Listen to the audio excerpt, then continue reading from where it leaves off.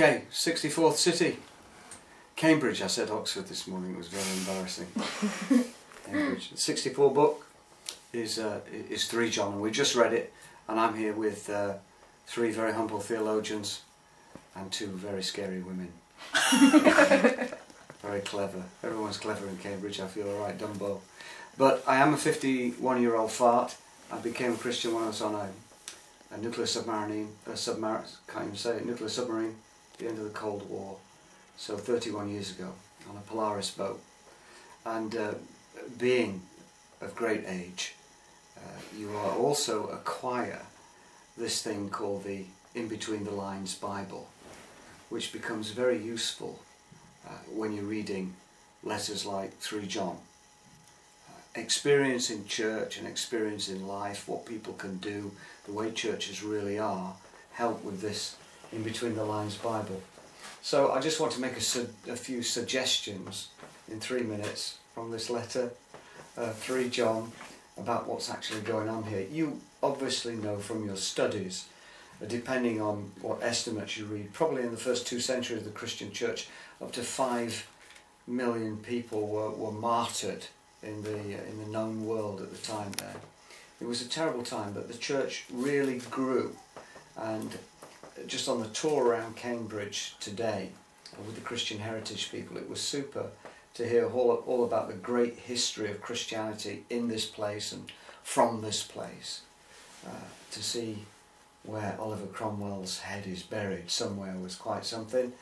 To see all the other statues of famous people from church history, fantastic. It makes you think of Hebrews chapter 11, those great, Hall of Fame as it were. But there are other people in the Christian church, unsung heroes, that nobody knows about. Hebrews calls them the and others. And undoubtedly, the spread of the early church was due to hundreds and thousands of and others, unnamed people. I personally think the folks that will sit at the right hand and the left hand of Jesus are probably people that we've never heard of. But they are the unsung mighty heroes of heaven that hell knows about and heaven knows about, even though we might not know about them. This letter is really all about unsung heroes. Itinerant ministers that were travelling around the known world there, that didn't have a car, that didn't have bed and breakfast to go into, because the inns there were really inns of disrepute in real regard.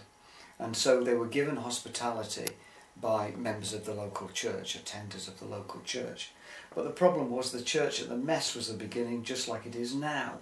See, if the devil can't destroy something, he joins it. That's why the local church is full of tares and wheat until the Lord Jesus returns. This is the truth. No matter what church that you go to, it will have tares and wheat in it. And dependent on how vocal the tares are and how many they are, is dependent on how fruitful the church is going to be. It's the same with this church that the apostle is writing to. First of all, he addresses his friend Gaius, who is obviously quite a sick man. He wishes that he prospers in health as well as in everything else. So he's quite a prominent member of the church, maybe an elder there, I don't know. But he was somebody known to John, very dear to him as well. So he prays that he prospers. And then he attends to the real issue. And there was a prat in the church, a big prat. He was prating on. Diotrephes, somebody that wanted the preeminence. So much so that he had the audacity to judge the real apostles and the power and the influence to stop A, real apostolic oversight, and B, real biblical teaching from sent itinerant ministers coming to the church. He wanted none of it at all. So the devil was taking over this church, and it would appear that he was taking it over through Diotrephes. John, throughout church history, is known as the apostle of love, but Jesus calls him a son of thunder.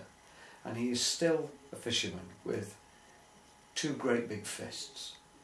And he's going to come and face down Diotrephes. He's going to come and sort him out.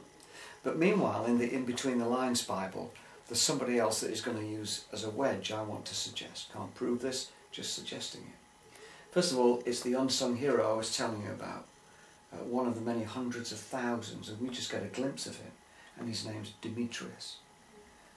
Demetrius is well known, approved, sent out, loved, a man of honour, no doubt one of those people that were willing to hazard their lives for the sake of the gospel, which is what we all should be willing to do.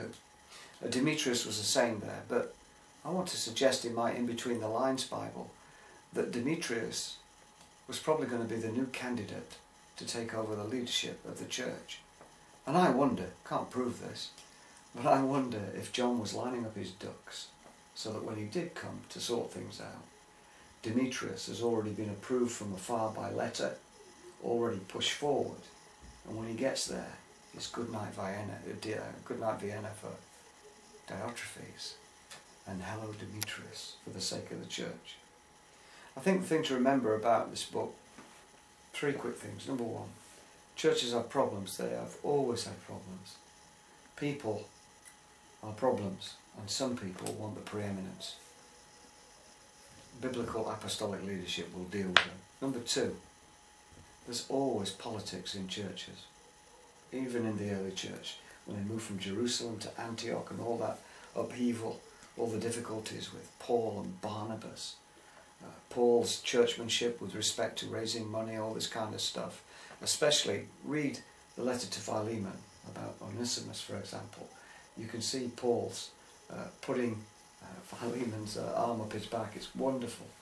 Take the in-between the lines Bible and have a look at it. It'll open your eyes. And thirdly, just remember that despite the problems, the church is still growing worldwide, even though it may have problems nationally, citywide, local church-wide. The gates of hell are not prevailing against it. It's still growing. So I want to recommend to you 3 John. It's a great book. It's all about real people with real problems. But John's going to come and sort it out. So watch out, Diotrephes. And by the way, don't get too high and mighty. God's got a tendency to pull you down.